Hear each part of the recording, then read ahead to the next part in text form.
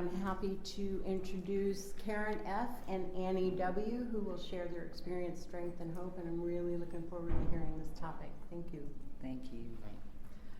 I'm going first, right? Go ahead. Okay. Hey, family, I'm a recovering addict. My name is Karen. Hi, Karen. Somebody said something about, well, you know, really looking forward to what you have to say, or it's going to be good. And I'm like, well, if I get out of the way and let God use me as a vehicle, then it will be good.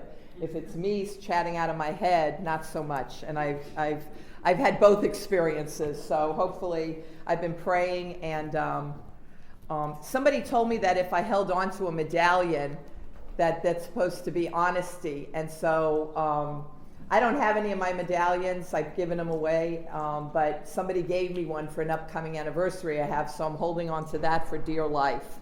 And some of my predecessors are here. And I'm very grateful that you are here and that you paved the way so that when it was time for me, that the doors were open. So I just wanted to really tell you thank you. When I got here, there was a guy named Gary Dreyfus, and I can use his last name now because he's dead. And he said to me, well, when you get to your 8th step, don't forget to put yourself on top. And I had no idea what that meant. But I needed to acknowledge Gary because I thought of him this morning about that. And it's not, I'm not going to worry about what step you're on, you know, because there's newcomers. But because what I realized this morning when I was getting quiet and praying was, the first amends I made to myself was walking in here and not using. I didn't know it was an amends. I thought when they talked about amends, I thought that's saying I'm sorry, which I had done my entire life to, like, you know, make excuses for my really bad behavior. I know today that amends is not saying I'm sorry, it's changing my behavior. And when I got here, and I'm looking at Deb because we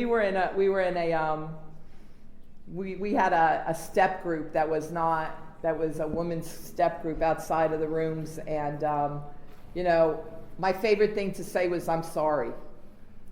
And if you told me you wanted to breathe the air I was breathing, I would have held my breath, because that's how bad I felt about myself. And it took me 2 years to work my way up to 0 self-esteem, because I was the biggest piece of garbage. I was the only mistake God ever made. That's how special I was. God made one mistake, and it was me. And I couldn't imagine ever, forget about forgiving myself, but doing anything positive for myself. I could do it for you. That was easy because I always had motives. But doing something positive that only me and my higher power knew, well, no, that wasn't going to happen. So I realized this morning that I really made an amends to myself before anything, just being willing to come here and to stop using. And I realized that my amends are on 3 levels: physical, spiritual, and emotional.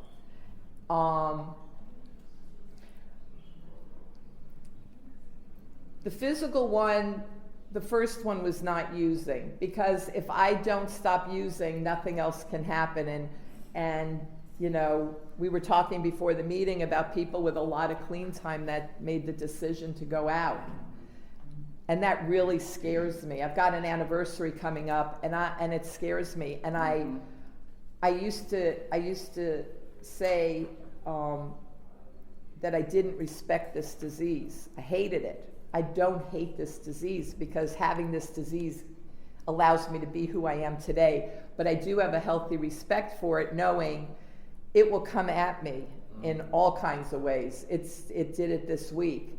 And having that healthy respect for it allows me to stay diligent when I'm willing to do what I have to continue to be able to make the amends to myself that I was blessed to be able to give myself, which was being clean.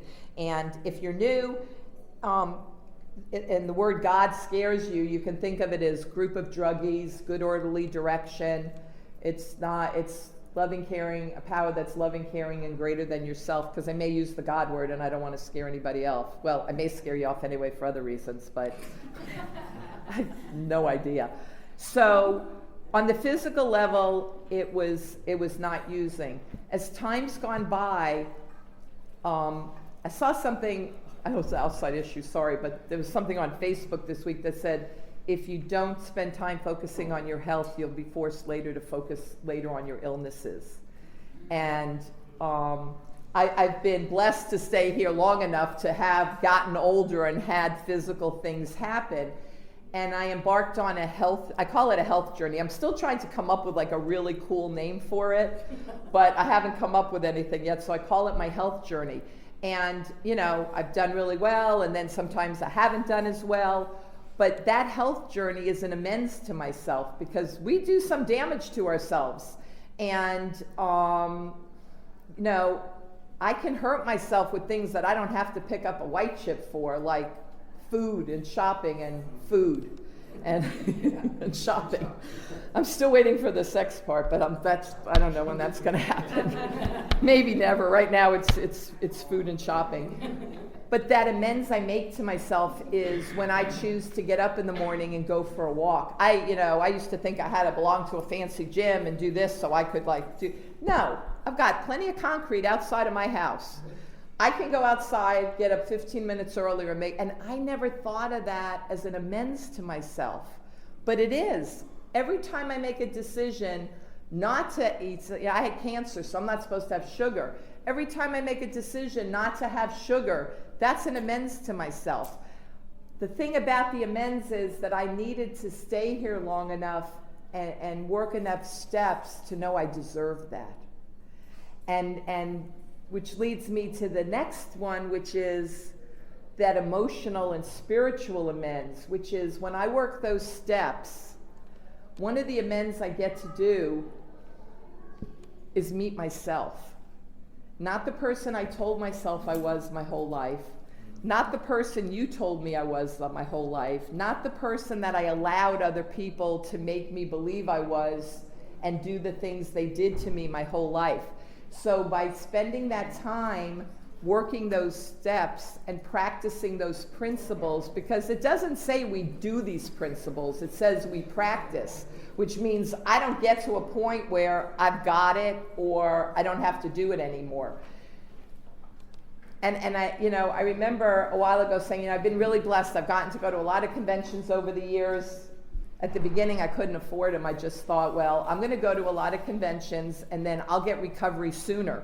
And then I'll be a responsible member of society sooner. Meanwhile, I'm almost losing my house in the name of trying to, be a better recovering addict, which was obviously not a really good choice. But I've been fortunate. I come here and it's my family reunion. I don't have blood family. You'd think I would have remembered to do. I don't have blood family. You are my family. You're all I have. And so that's a lot today. That's an awful lot today.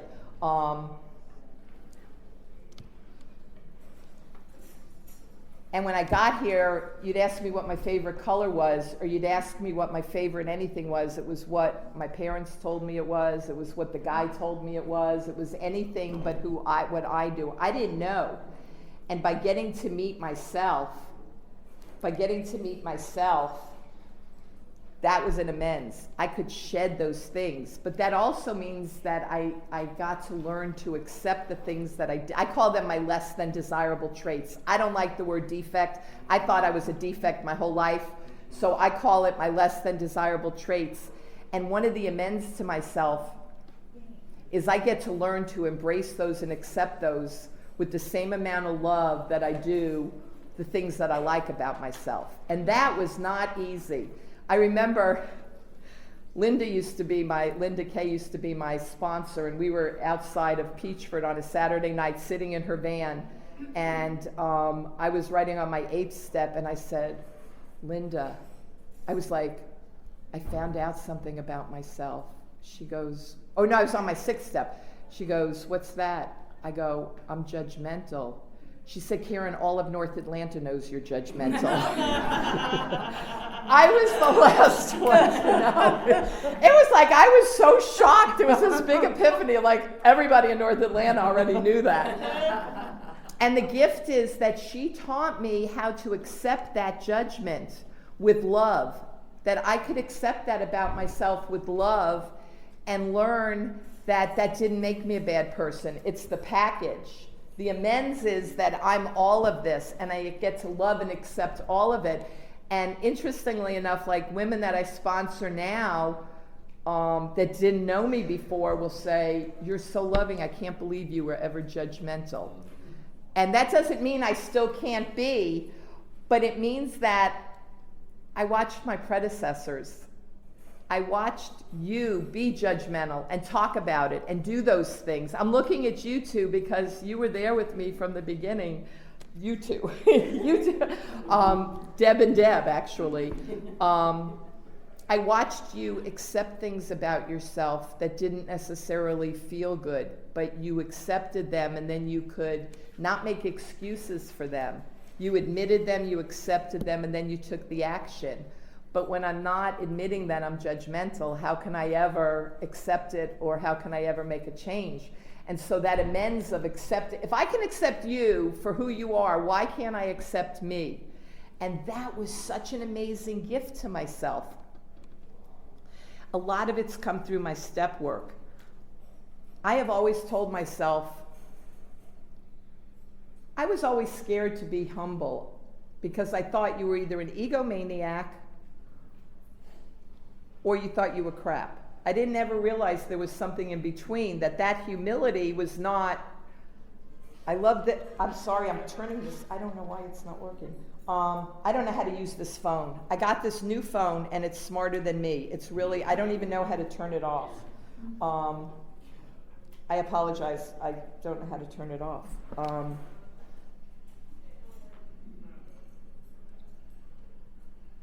Humility. It's okay. Oh, that I could learn to accept myself, but not be an egomaniac. And that was an amends that I made to myself, that it was okay to accept myself. Now, the one part that's really been hard for me to accept about myself has been about intelligence. Because I've always told myself I was too stupid to fill in the blank. And I took a job that I thought was not a really big deal. Well, it turned out it was really technical. So I've been on this job going on 10 years, the same job, didn't get fired, didn't get anything. And they made me a director, which like, I can't even believe that they did that. Like, don't you know who I am? And I've used my stupidity my whole career, why I had to have somebody else help me on everything. I could never do it myself. And I found out 6 weeks ago that I'm not stupid. And I have to tell you, I feel like I lost 50 pounds. And it's such a beautiful amends to myself. When you think you're somebody for so long, you just believe it and you want to believe otherwise. This was like the big holdout, was I'm stupid. And for me to be able to sit in front of a room full of some people I know and some that I don't, and be able to say, not that I'm not stupid, but I'm intelligent, and not be embarrassed. Like, it's okay to accept who I am. I can accept that I'm judgmental. Why can't I accept that? And this may not make sense to anybody, but I'm 62 years old, and it's taken me 62 years to be able to say out loud that I'm intelligent. And that's an amends, because now I don't have the excuse to live and act as if I'm stupid and make reasons why I'm doing or I'm not doing certain things. So I can't even explain to you how amazing that feels. Like, I don't know. But anyway, the other thing that I learned about making amends is an emotional amends. I was taught when I got here to have to say an affirmation. To say an affirmation in front of myself, in a mirror every day. And a woman who's no longer coming to the rooms gave me this really pretty mirror that I still have to be able to look at myself. And this may sound really weird to some of you, but my nails used to be longer than they are. And they told me to hug myself. And I used to go like this. I couldn't even hug myself. I couldn't even touch myself because I hated myself. And when I went to hug myself, I'd go like this. And the affirmation I came up with, which I still use today, is I love you just the way you are. You're a beautiful person inside and out. I couldn't even look at myself in the mirror and say that. I would I can't even explain how I did it. I'd stand in the mirror but not look in the mirror. And I would say it, but I was almost embarrassed to say it because I sure as heck didn't believe it. The amends that I've made to myself is I'm still doing that this many years later, and it's been several years. And I can look at myself in the mirror, and it's not about, I can say it, I can mean it, and I can say it with love. And that doesn't mean I'm Christy Brinkley, because that didn't happen in this lifetime, but it means I don't have to be Christy Brinkley to know I'm beautiful, because God doesn't make junk.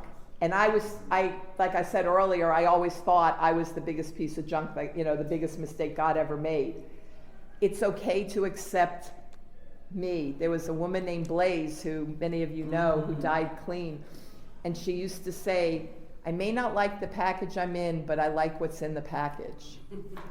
And my goal, my recovery has been for my insides and my outsides to match. And I thought that amends I was going to make to myself was I was going to lose all this weight and wear this size and this and that, and I'm still working on that. But it's not. It's the way I carry myself on the outside. I don't have to be a size 12 to be able to carry myself and to feel okay about myself and to not make excuses and to be proud of that. The amends, and this is the way I look at amends, and it's weird, but if you give me a compliment, don't giggle at it. To say thank you. Am I almost done? Oh, okay. I'll finish up. I forgot to ask. My brain isn't working very well this morning. It doesn't work well most mornings, like I'm thinking like today's a special day. But it's okay. It's okay. You know what? Like I saw somebody as soon as I walked in, and I said, well, we didn't get higher, we didn't die, so we got to make it to another GRCNA. And you know what? You get older and things happen. You forget stuff. And I don't want to make excuses. I'm going to say gratefully I've lived long enough to forget stuff. And that's a good thing, because we don't all have that gift. But that amends of being okay, having my insides match my outsides, to be okay with who I am, to know I'm a work in progress, but to be able to accept me. Oh my gosh, I grew up where you had to tell me I was okay. And then I didn't believe it because I thought you were making excuse, like it was my parents, and I thought, well, they were only saying that to be nice because they were drunks, and that's how they made up to me for doing the horrible things they did. And then they had the nerve to go die, and nobody ever taught me how to accept myself or look at myself or like myself or anything like that. Narcotics Anonymous hasn't given me a life, because I only existed before this. It looked like a life, I had all the makings of a life, the car, the job, the whatever, but it wasn't. It was an existence. Narcotics Anonymous has given me the life. And Narcotics Anonymous has given me the tools to learn how to meet myself, accept myself, love myself, and given me mirrors all around me.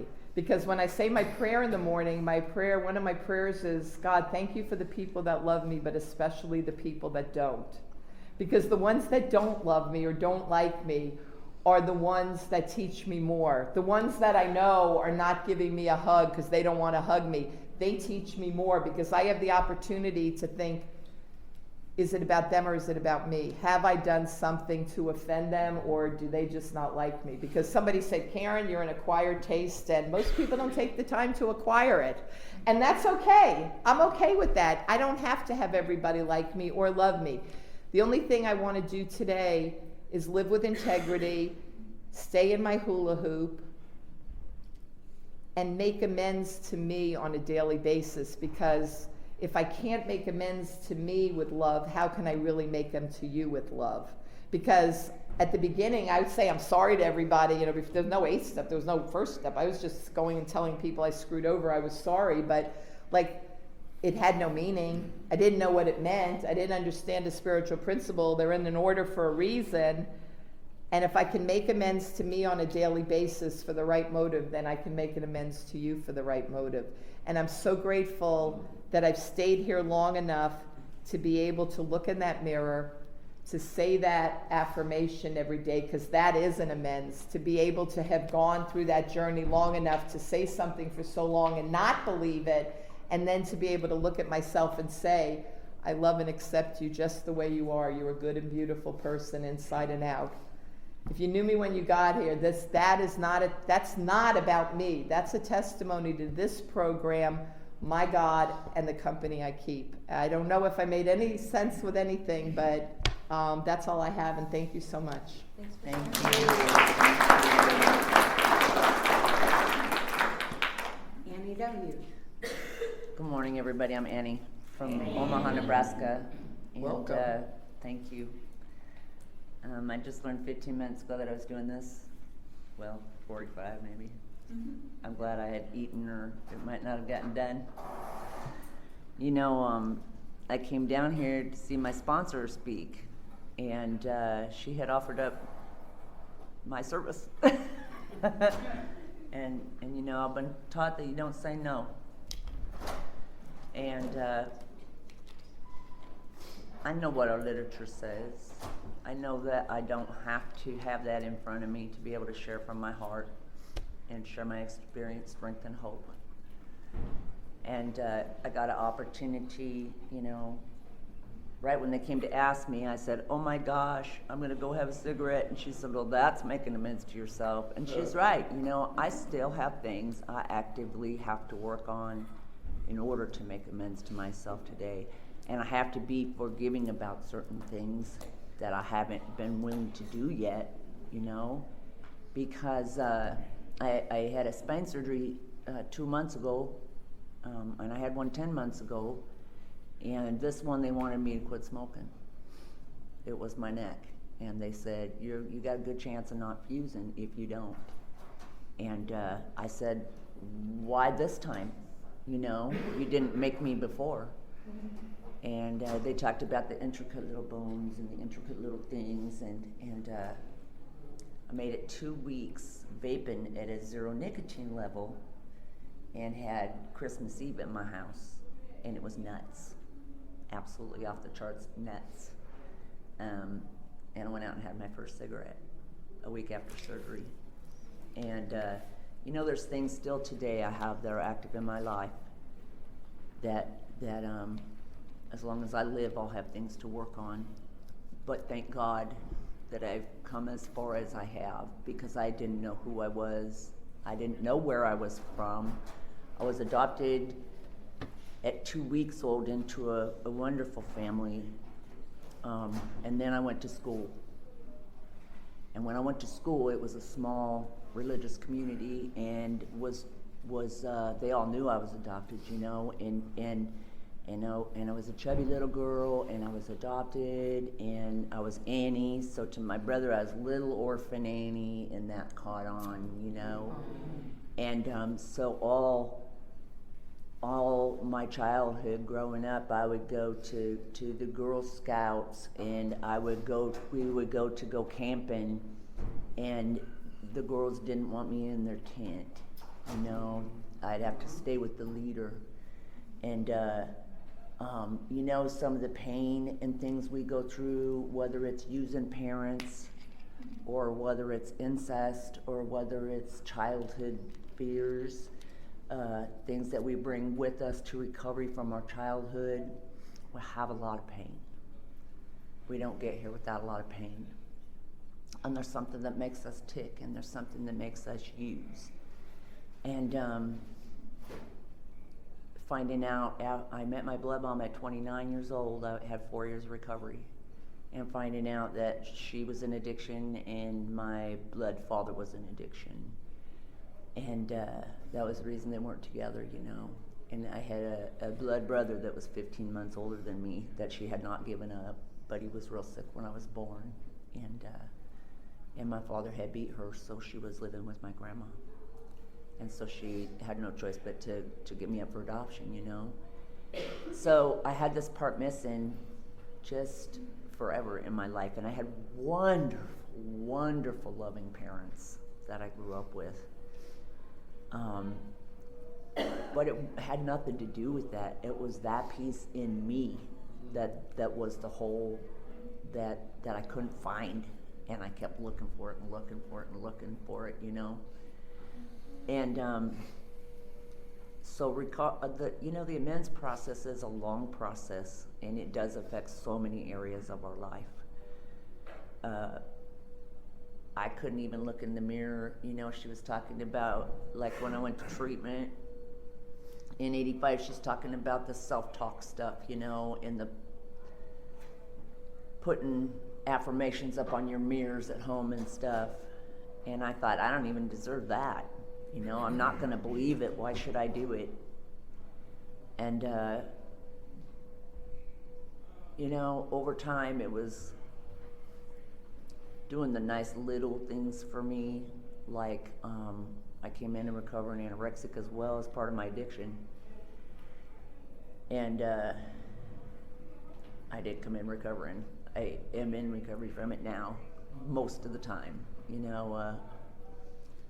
but that's a hard one to beat because you have to eat, and I went through a bout with it when I first got clean because I was sick for about 6 months. When I got clean, I couldn't make myself eat, and I lost like 60 pounds in recovery, and learning how you're worthy to put nutrition in your body, and you can't think good if you don't treat yourself good. And when we're sick, we don't think right, When we have an illness, we don't think right. And when we don't feed our bodies positive things, we don't have positive thoughts. And I came up from a grandmother I was raised with that was a sugar bacon woman. And we had something fresh and hot for dessert every single night. She lived right up the street. And I found out how to get rid of all that weight when I got into dope. But some of those habits, those eating habits and stuff, followed me when I got sick in recovery. And I have a child that just got a year of recovery last week, and watched him go to prison. And when I was growing up, or when they were growing up, there was a rule at my house. I finally came to the point where I could develop a rule in my house that when I get home from work at night, I need 15 minutes. If you're not on fire, you don't need anything. And I need 15 minutes because I have a really, really high stress, high paced job, And it taught me how to forgive myself for treating them wrongly when I didn't have that rule, and how to develop a rule that would help me treat them correctly and appropriately. Some of those things I didn't know how to do, and I've done as I've grown in recovery. I didn't know who my God was because I was raised with religion. And it's been a long process, Today I do some visualization of open arms and me and my God, but I also sponsor women, 4 different women, and they all have different higher powers than I do, it's an amazing journey because I've gotten to learn and add to my collection of what I believe about my higher power, and I sponsored a gal that for 9.5 years, and she went through this stage where she went to church instead of meetings, and she couldn't. She came so close to using, because some of the people that I work with, I teach, like, you can add to your program. You can add God to your program, or you can add your higher power to your program, but it's hard to add your program to your higher power if you're not with like people, and people that do what we do and did what we did, During the process of recovery, I've had to make financial amends to myself. Went through a divorce, and almost lost everything. And I had a husband that we were raised differently, and he liked to buy new, and I liked to fix what we had. And when we divorced, I got half the debt and had to file bankruptcy at 15 years clean. And faced the fact that I finally had a decent credit record and that I wouldn't have another credit record for at least 7 years. And it was real hard not to just beat myself silly over that, because I had worked so hard to develop a credit record, you know.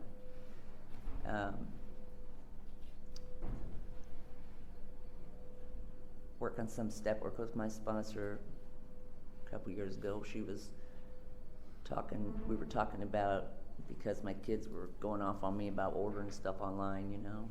She was talking to me about being addicted to that package on the porch. And it was true. It was true, man. It was true. I was addicted to that FedEx package or that postal package on the porch, whether it had sandals, whether it had a purse, whether it had, you know, whatever, a razor, whatever it had in it, you know. It didn't matter. And so I've had to really redo my finances and continue to redo a budget and be fiscally, you know, financially responsible, because one of my other defects that I've really struggled with, and I'm not proud of this, guys, I'm not proud of this, but if I don't share it, I'll do it again.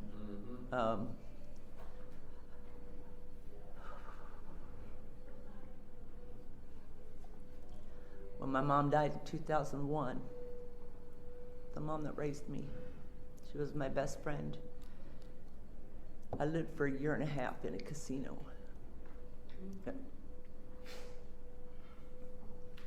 At 16 years clean. And I had children at home. And a boyfriend that was trying to stay clean while I was using gambling to help and take care of my kids, you know. And you know what, I can only say that my son got out of prison November 14th, 2019, just this last year, and I haven't been in a casino since then. If he can do it, I can do it. I can't tell you that I've gone off on big tangents all these years, because I haven't, but it's still in my blood. It's still in my gut. It's still in my mind, you know. And when I think about going, I think about the package on the porch. I think about how I treat my kids. I think about my absence in my life and my sponsees' lives, because I turn my phone off, or I make a choice that, you know, I'll call them later. And that's not the person that I want to be.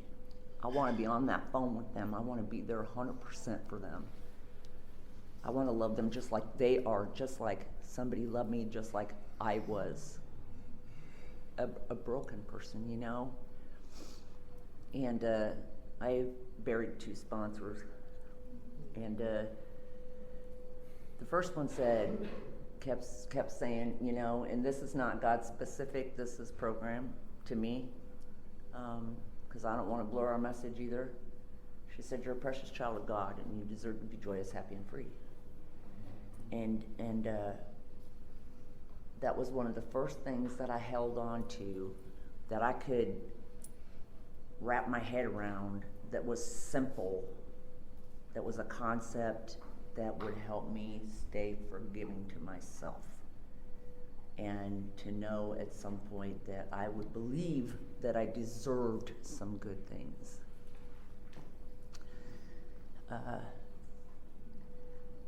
I've had an extreme amount of death in my recovery.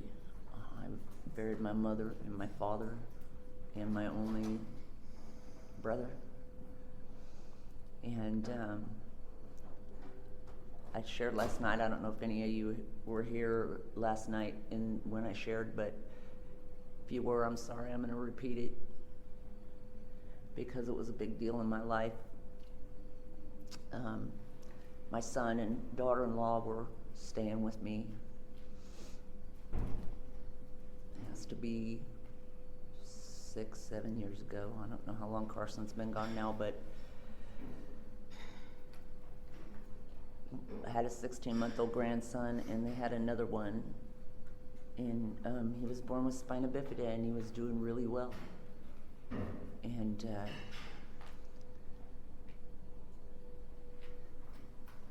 I remember watching a young mother change catheters every 6 hours, and when we brought him home, and have him have the surgery on his little back, and have all these things happen, and we brought him home.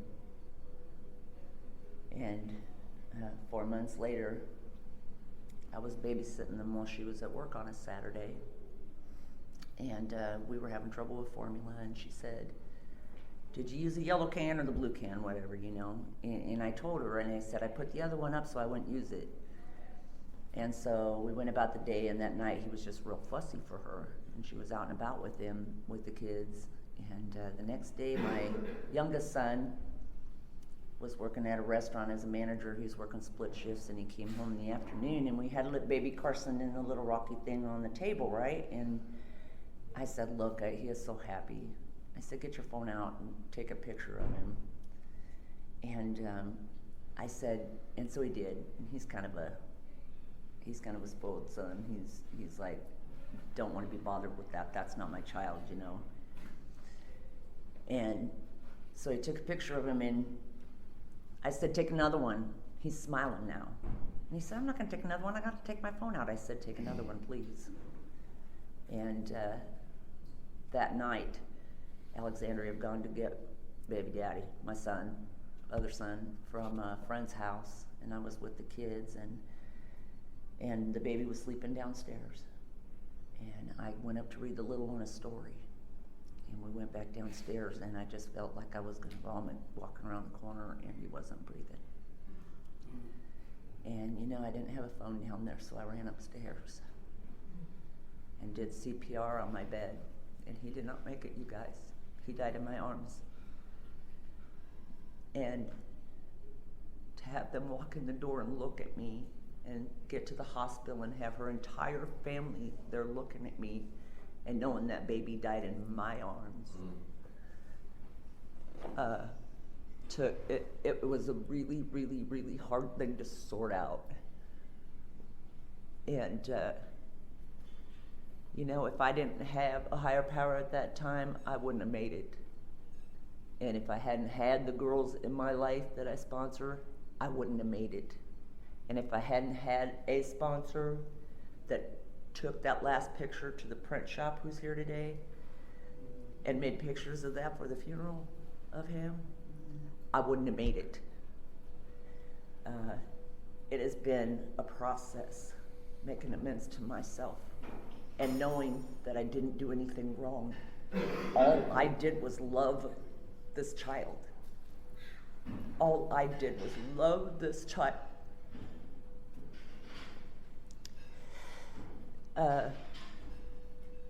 So they're out, and now I have my son with me out of prison, and I have them every other weekend, and they're 5 and 8 now. They had one more, of course. Don't have any more kids. They had one more. He's healthy, thank you. You know, and part of my living amends to their family is I have those children with me every other weekend, and it's hard, man. I'm almost 60. It's hard. I work 40, 45 hours a week, and I come home, and I got them children with me on the weekend, you know, but I love them, and I don't ever want to lose them, and I need to show them that to make amends to me.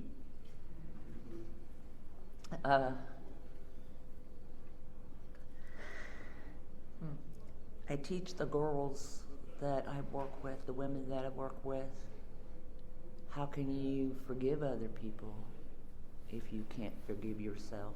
Because you're not going to mean it. You're not going to mean it if you go say, yeah, that's fine, but you do the same thing and you ream yourself, you know. You're so hard on yourself. And I'm getting older too. I forget some things. And I've forgotten some important occasions. And so I've started like putting everything, if I'm sitting in a meeting, if I'm sitting at work, if something comes up and it's gonna be an important anniversary, it's gonna be a meeting I need to be at to help watch somebody else celebrate, I know, in my calendar, in my phone, because I don't like saying I'm sorry. I'm not perfect, but there's no excuse for having to do that when you have the tools in your hand, you know? I don't like saying, so I'm sorry for something that I can help. Believe me, we have to do it enough. We do it enough, you know?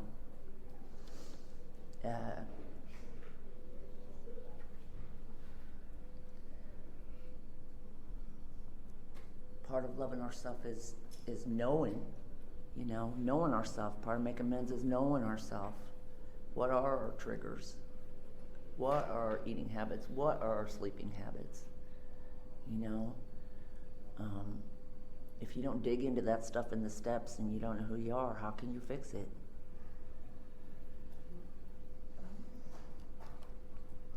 There's been,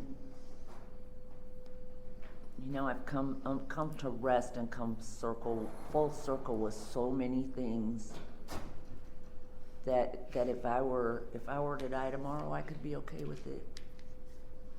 And that is something I never thought I would live long enough in recovery to be able to say. Because I always needed to forgive somebody else, or I always needed to forgive me. I was not kind to myself at all. But I know if something happened to me on that flight on the way home tomorrow, that I've done what I was supposed to do, you know?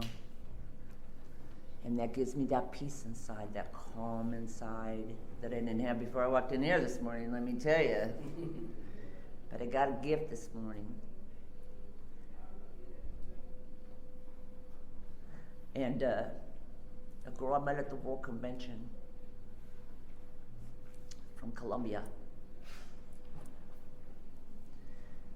came to our city convention in Nebraska last year in February to see me and meet some sponsee sisters, you know, meet some sponsees and everything. And when she found out I'm coming here, she came up from Miami.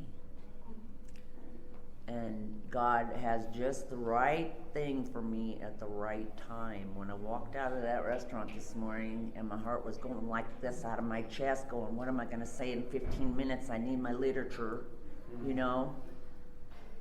She came outside and we got to hug and pray together in our own languages.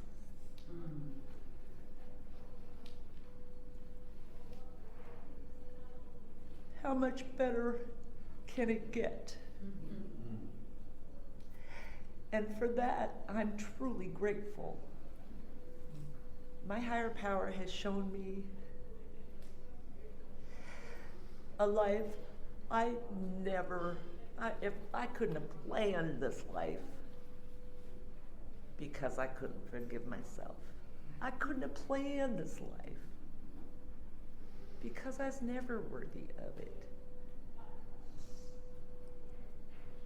Today, things like that have happened all the time.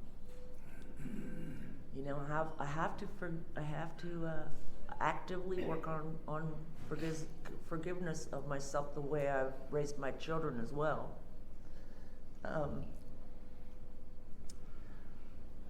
My oldest son's 30, and my youngest one's 24. I've been clean 34 years, and they didn't live through the wreckage of my addiction. They lived through a lot of the wreckage of my recovery. Yes. A lot of wreckage of my recovery. Because back in the late 80s, early 90s, there was not a ton of people clean. I came from originally a remote area. And you know what? The people with time in this room,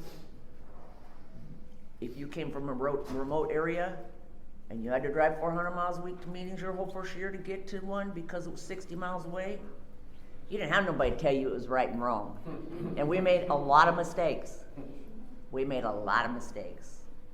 got I mean, I've been with groups of members who, in the early days, have gotten kicked out of a restaurant for not acting appropriately.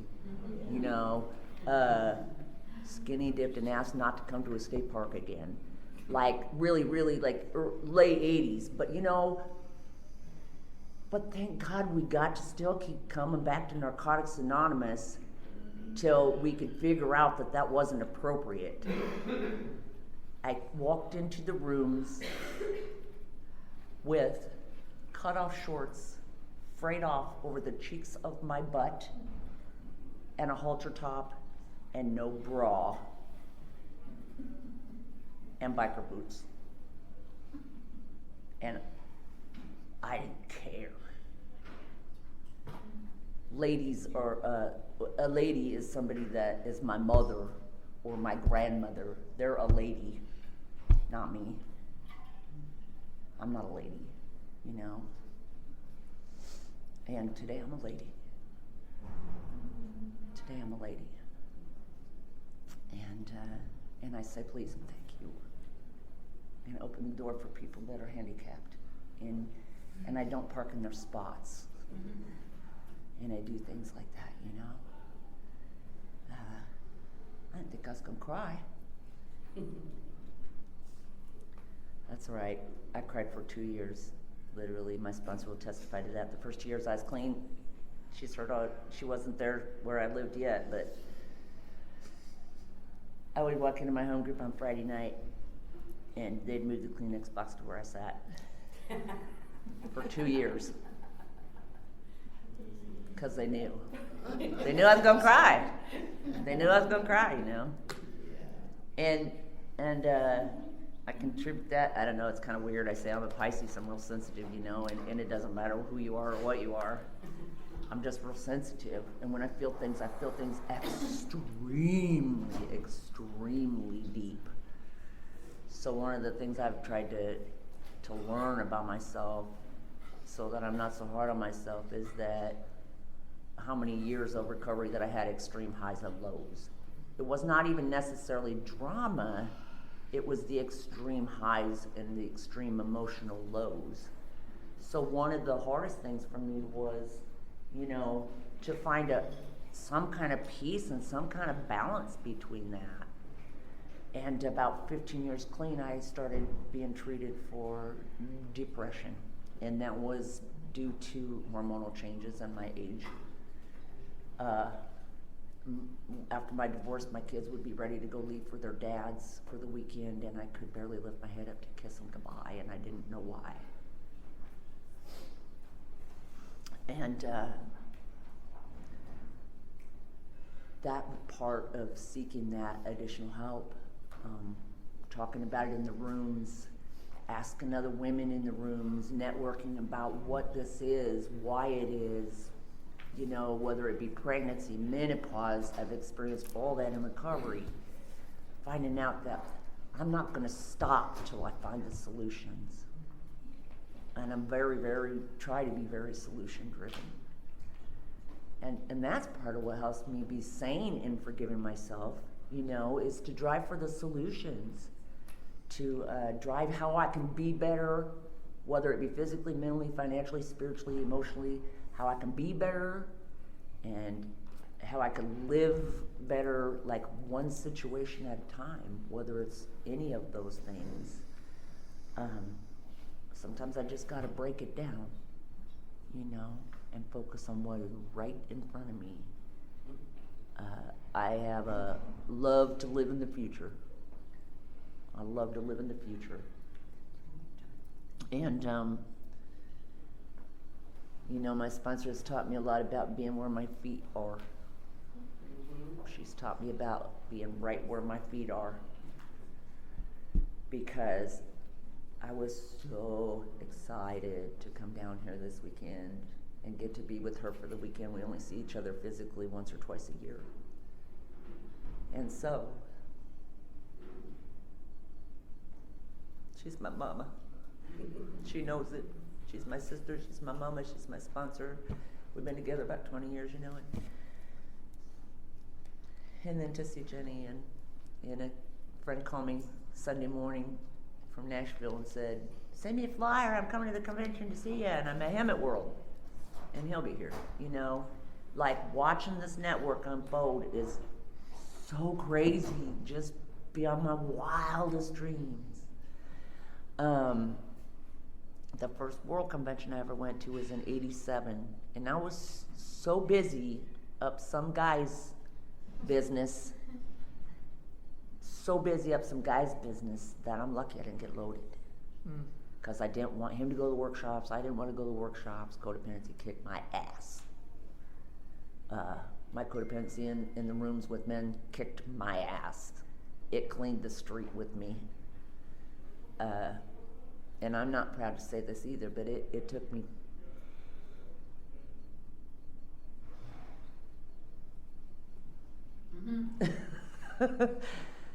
it took me 20 years to get 1 year celibate.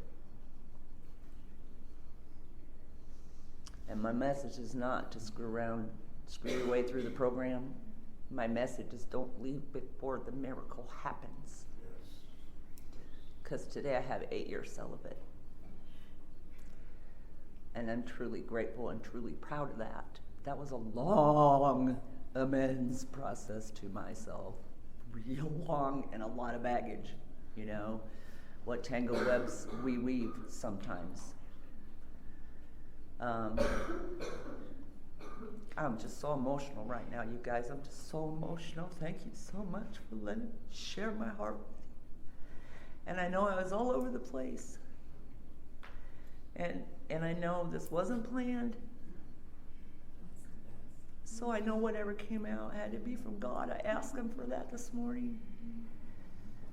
And I love you all, each and every one of you. And I'm grateful that you're here celebrating recovery so I can. That's all I'm going to say. I just am so thankful. Thank you so much. Thank you.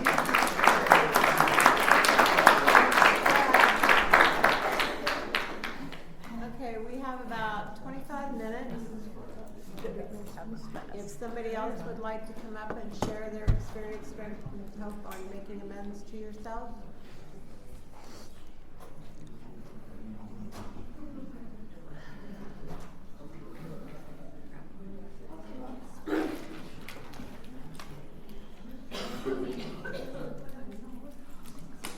Hey y'all, I'm Peyton, I'm an addict. Hi Peyton. Okay. I'm Peyton. Hi Peyton. Hey y'all, I'm Peyton, I'm an addict. Hi Peyton. Wow, ladies, that was powerful and totally right on in so many ways. Totally just right perfectly for me. I have been working on a lot of amends to myself for a while now. I've gone through some of the things I heard y'all talk about. I did spend, my first few years sleeping my way through the program, and then I spent a few years really focusing on that sexual amends to myself and exploring that and what that looked like and what was my sexuality about instead of just being a mirror of other people's. And more recently, a lot of my amends to myself have been about, God, listen to my voice, I don't sound normal, but has been about redirecting my energy to myself instead of spending all my energy on everything and everyone else. And it's been a theme for some years now with us, working the steps, with that being my goal, with us like looking at having a sort of power statement each year of what are my goals, what am I working on, what am I doing? And, at 23 years clean, to be really like, I don't know myself and honor myself on the level that I want to be at. I have had a back injury that has lingered because I don't stop. And Deborah kicking my ass about, well, yeah, stopping working won't help if you don't stop working at the house too. I'm like, oh, what? And so I have gone back to yoga. And I did yoga like daily for my first maybe 5 years clean, and somehow kind of wandered away from that. I don't even remember particularly what happened, but to stop. But I do remember I was following a book that has some mantras, and there's one that says, I face life's challenges with an open heart. And I accidentally said, I face life's challenges with a broken heart. Oh, wow. And I ran to my therapist like, oh, I'm so terrible. I said this, like, this is awful. And she was like, that's not awful. That's true. You have been broken in some ways, but you continue to face life's challenges. And that has come up for me over and over in recovery.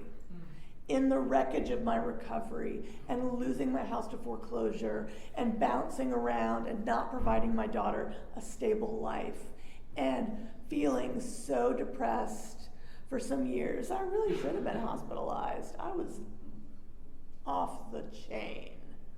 But I didn't pick up. I trudged through until I realized I really needed more help. Like I wasn't thinking, I don't need help, I can do this on my own. I just couldn't think. I just couldn't think. And finally, when I realized that my suicidal ideation was progressing to homicidal ideation, and that I was thinking, like, I can't kill myself and leave my daughter, that would be terrible. So maybe I should kill my daughter too. And I was like, oh, that's the line. That's crazy, right? That is crazy. That is too far. I need something. So I alerted my team of professionals that I had crossed the line, and I got more help. It was a terrible, terrible time. And I'm different. I'm very different. In that same time, like, my mother had died, and my relationship had broken up, and he'd moved to Florida, and I lost a job for the first time, and just like, it was a complete Armageddon, really, just total disaster. And I am wiser now.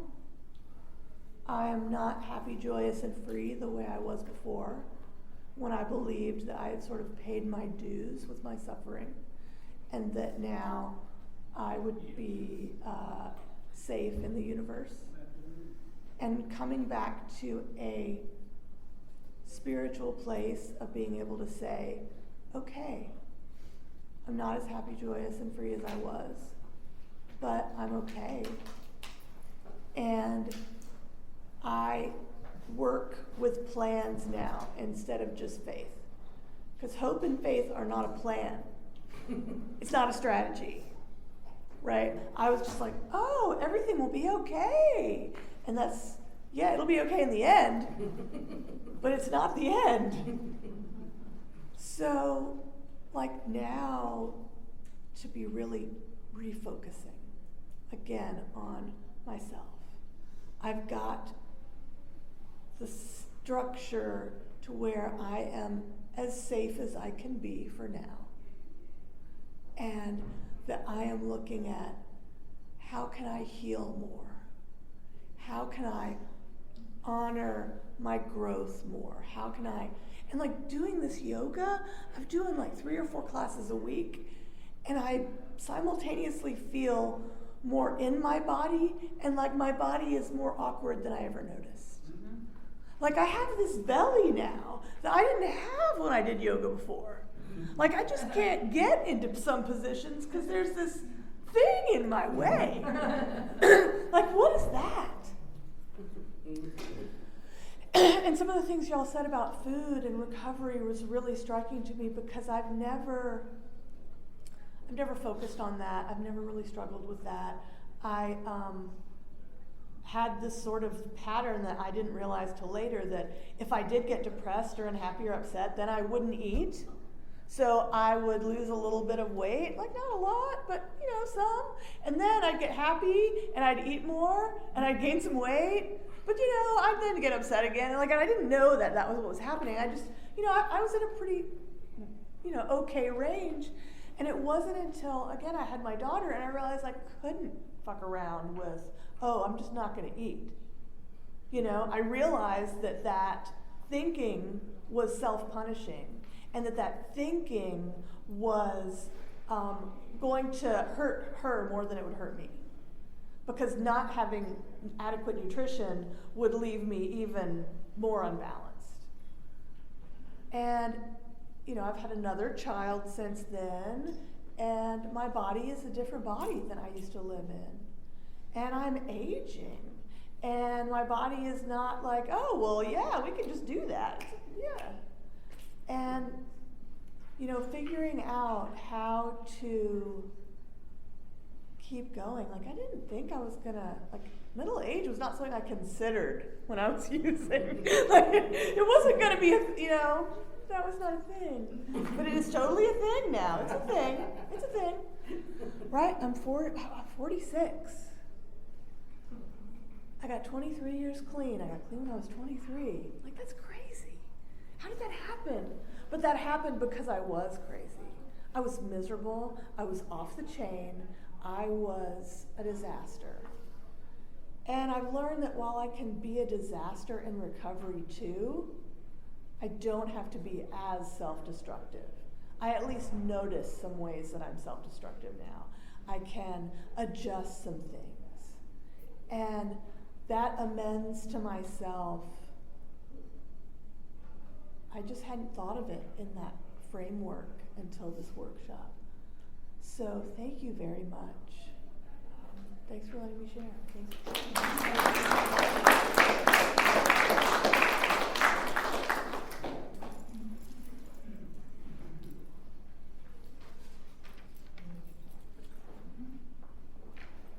Anybody else want to come up?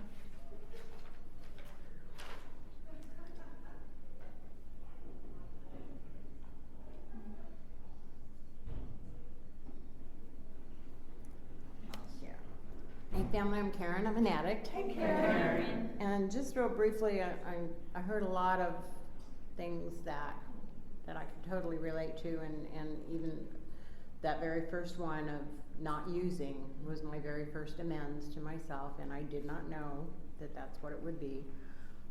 Staying in recovery is a second ongoing amends, but I think the one that is the hardest and the most lingering and the most insidious one is that negative self-talk. And I mean, I can beat myself up for playing the wrong word on a word game. Like, it's a game. The game. Okay, game is supposed to be fun. But my head will go, you shouldn't play that. You should play that. And then it goes out into other things. You shouldn't have done this. You should have done that, and just trying to forgive myself for the little mistakes. I can forgive you for huge things. I cannot, and I can forgive me for huge mistakes. Somehow that's easier. But forgiving myself for the little things, the little imperfections, because for goodness sakes, I'm a human being and I'm not perfect, and I'm going to make mistakes as long as I live. And that sounds so easy to say, and it's so logical. So logical. And there is nothing logical about any of what I feel. So it's a daily practice. Sometimes it's an hourly practice of it's okay. It's okay that you did that or that you did not do that. The world, and even my world, is not going to end because I made XYZ mistake. Life will go on, I will learn, and it will be okay. That's all we have in the house for now.